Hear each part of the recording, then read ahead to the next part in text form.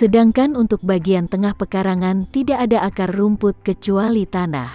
Sedangkan untuk rumah penyangga di pelataran kecil ini, hanya ada 3 rumah dari tanah yang menghadap ke pelataran. Ini tidak seperti daerah pedesaan di Indonesia, di mana ada rumah sayap atau semacamnya.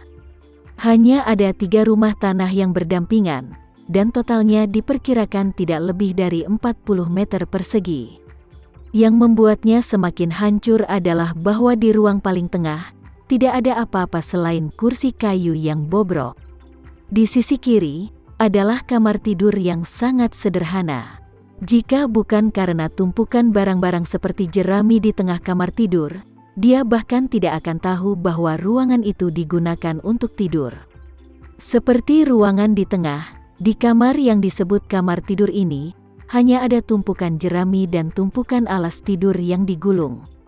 Zain melangkah maju dan membentangkan selimut, yang berisi selimut, kasur, dan bantal. Begitu dia melihat setelan 3 potong sederhana ini, dia tidak bisa menahan diri untuk tidak menginjak ibunya. Sialan. Aku menghabiskan $100 juta, kenapa bahkan tempat tidurnya bekas? Hanya barang compang camping ini, beli 1 set baru. Itu tidak lebih dari 2 juta, kan?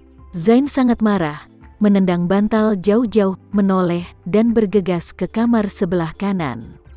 Alhasil, begitu memasuki pintu, ia mencium bau busuk yang bertahan lama.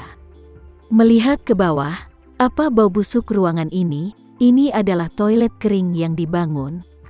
Tidak ada apa-apa di ruangan itu, kecuali sebuah lubang yang dalam digali di tengah dan 2 papan kayu dibangun. Sebuah lubang terbuka di tengahnya. Di dalamnya ada sespit. Selain itu, tidak ada alat pembuangan limbah. Diperkirakan sebelum penuh, hanya bisa dibuang secara manual. Dia hampir pingsan. Mulai sekarang, jika orang harus menyekop lubang sesekali, siapa yang tahan? Intinya, rumah yang rusak ini baru saja jendelanya pecah dan ventilasi kurang baik. Dalam kasus ukuran besar di sini, berapa lama baunya akan hilang? Saat ini, Zain merasa kehidupan masa depannya penuh dengan kegelapan. Di sini, dia tidak punya barang pribadi, tidak ada telepon genggam, tidak ada komputer, tidak ada internet, bahkan tidak ada secangkir air untuk minum. Mulai sekarang, dia hanya bisa tidur di tumpukan jerami setiap hari, dan dia hanya bisa tinggal di sana ketika dia bangun.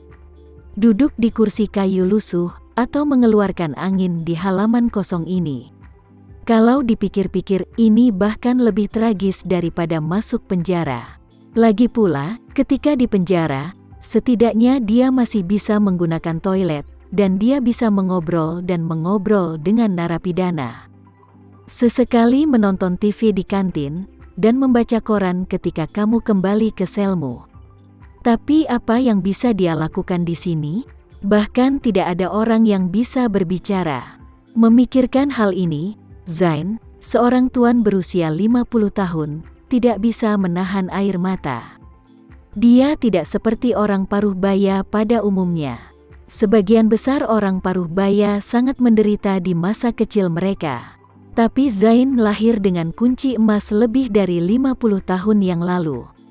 Dia tidak pernah menderita atau lelah sepanjang hidupnya, dan yang terburuk adalah dia dikirim ke Australia.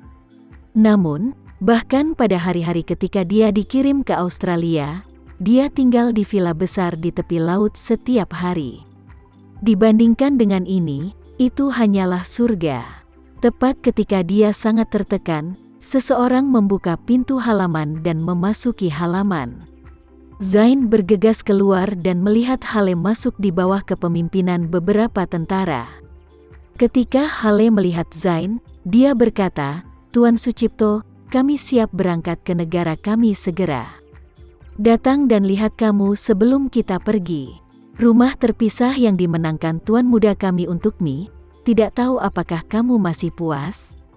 Zain berkata tanpa air mata, "Saudaraku, kondisi di tempat ini sangat buruk."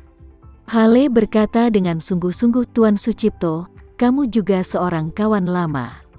Anda pasti bisa mengatasi beberapa kesulitan dengan mengertakkan gigi.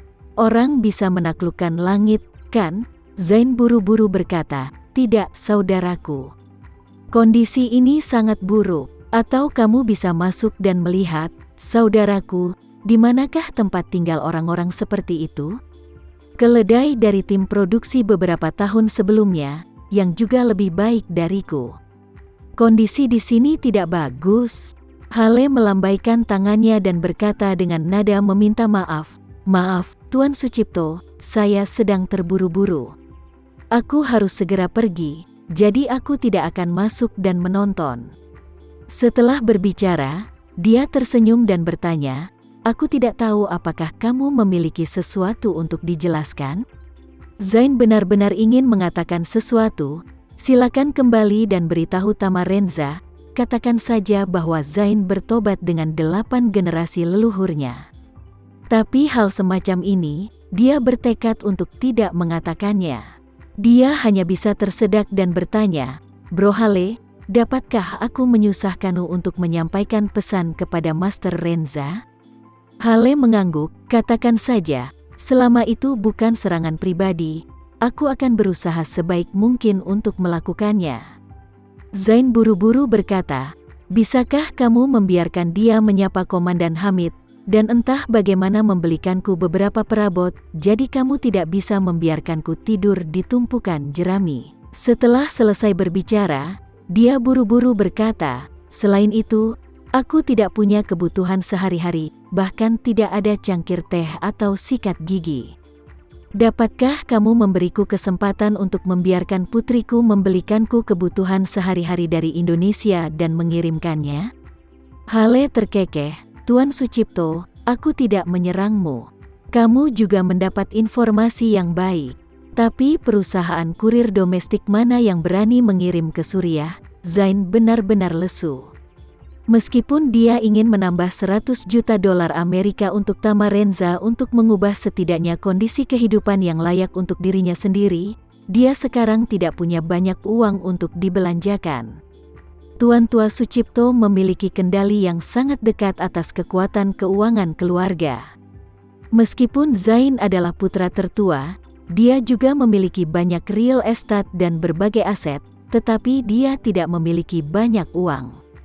Belanja modal seluruh keluarga Sucipto pada dasarnya melalui kredit keluarga, dan uang dapat dibelanjakan, tetapi uang itu harus di bawah kendali sistem keuangan keluarga.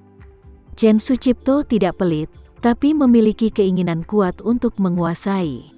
Bahkan jika dia membeli pesawat terbang seharga ratusan juta dolar, dia tidak segan-segan, tetapi dia harus diberitahu dan dia harus menyetujuinya sebelum seseorang dapat membelanjakan dananya. Begitu keluarga Sucipto berani berada di belakang jika dia menghabiskan banyak uang, atau mentransfer uang dari kredit keluarga ke lemari besi kecilnya sendiri, dia pasti akan dihukum berat oleh keluarga. Untuk mengkonsolidasikan kekuatan keuangan, tim keuangan keluarga sepenuhnya bergantung pada Chen Sucipto. Mereka akan mengaudit belanja modal setiap ahli waris keluarga Sucipto sesekali. Tingkat keparahan audit ini sebanding dengan investigasi kejahatan keuangan. Karena itu, tidak ada keturunan keluarga Sucipto yang berani mengeluarkan uang untuk punggung lelaki tua itu.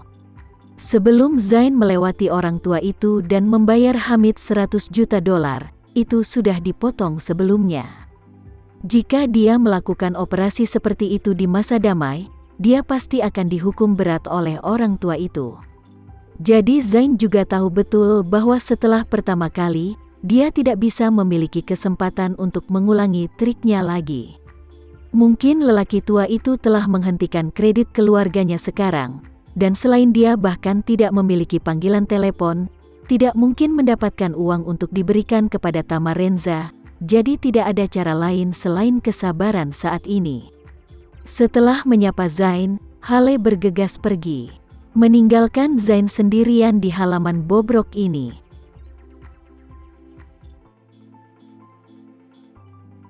Sekian dulu ya video kali ini, kita lanjutkan lagi videonya di lain waktu. Oh iya, bagaimana menurut kalian? Semoga bisa sedikit menghibur kalian semua. Untuk teman-teman yang baru nonton, jangan lupa subscribe ya, hehehe. Dan kalau teman-teman ada yang ingin gabung langganan, bisa langsung gabung saja untuk dapat fitur yang menarik dan sedikit membantu Mimin. Terima kasih banyak sudah menonton, sampai jumpa lagi, bye.